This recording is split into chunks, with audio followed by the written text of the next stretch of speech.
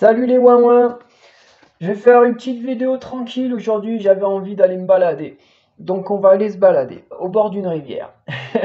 Je vous emmène avec Paul Giroudet. Ça fait partie des gars que j'aime bien. Il a écrit des livres sur les oiseaux.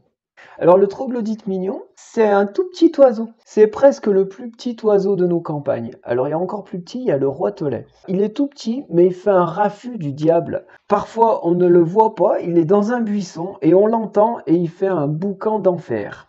Un raffut du diable et un boucan d'enfer, deux clichés.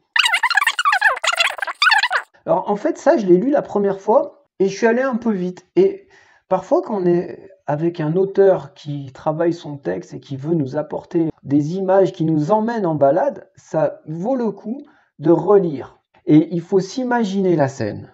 Au bord de la rivière, ça me fait penser à un autre bouquin qui commence comme ça, au bord d'une rivière, des souris et des hommes. Je vous fais une vidéo là-dessus bientôt. Au bord de la rivière, une sente de pêcheurs s'insinue dans les fourrés humides, grimpe sur la berge qui s'écroule, s'enlise dans une anse boueuse. Dans les ombrages, les eaux murmurent ou cascadent, le loriot siffle, les fauvettes et les pouilleaux babillent. Alors, dans les ombrages, moi j'aurais écrit sous les ombrages. Soudain, une voix éclate, véhémente et saccadée, qui domine un instant puis se tait brusquement. Alors moi j'aurais mis une petite phrase là, j'aurais dit soudain une voix éclate, véhémente et saccadée, elle domine un instant puis se tait brusquement. Lui il a fait qu'une phrase, moi j'en aurais fait deux. L'auteur le voici. Une toute petite boule de plume brune, piquée d'une minuscule queue dressée, qui se faufile comme une souris entre les racines et les branches. Le troglodyte, si petit qu'il soit, le troglodyte ne laisse guère ignorer sa présence, et on ne peut le confondre avec aucun autre. Donc moi j'ai mis 2 fois le troglodyte. Qu'il est amusant de l'observer, point d'exclamation. C'est un auteur, il nous parle, il nous fait vivre en fait son observation. Campé sur une souche, tête levée et ouvrant son bec fin et arqué, il chante de nouveau. Comment l'oiseau nain peut-il émettre des sons aussi retentissants?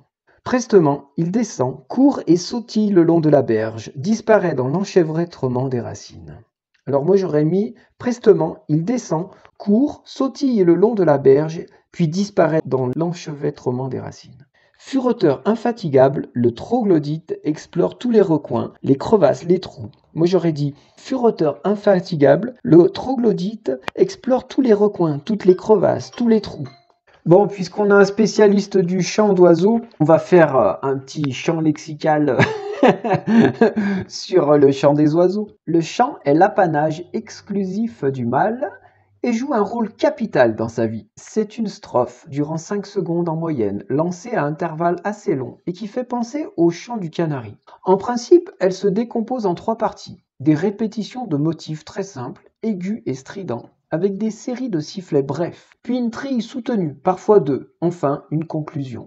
Le tout débité vigoureusement sur une cadence rapide avec une sonorité claire et métallique. Les cris du troglodyte résonnent durement, tic tic tic, comme un bruit de cliquet, exprimant diverses formes de nervosité, surtout chez le mâle. L'alarme au passage d'un homme ou d'une bête déclenche une série très rapide, tic tic tic tic tic tic tic tic tic tic tic tic, devenant volontiers une sorte de roulement coléreux. Expression de frayeur chez les deux sexes. Excellent. Bon ben voilà, c'était une petite balade au bord de la rivière, on a vu des troglodytes. On aurait pu voir un martin pêcheur ou un cincle plongeur aussi. Peut-être que je le ferai la prochaine fois. Ah, je vous montre celui-là parce que je l'aime bien.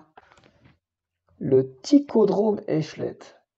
C'est un super petit oiseau tout gris. Il n'est pas très joli, mais quand il ouvre les ailes d'un seul coup, paf, il y a du rouge qui apparaît. Il est super beau quand il ouvre les ailes. Prenez des jumelles la prochaine balade et essayez de voir des troglodytes si vous y arrivez et des Ticodrome échelette. À bientôt, bis, ciao.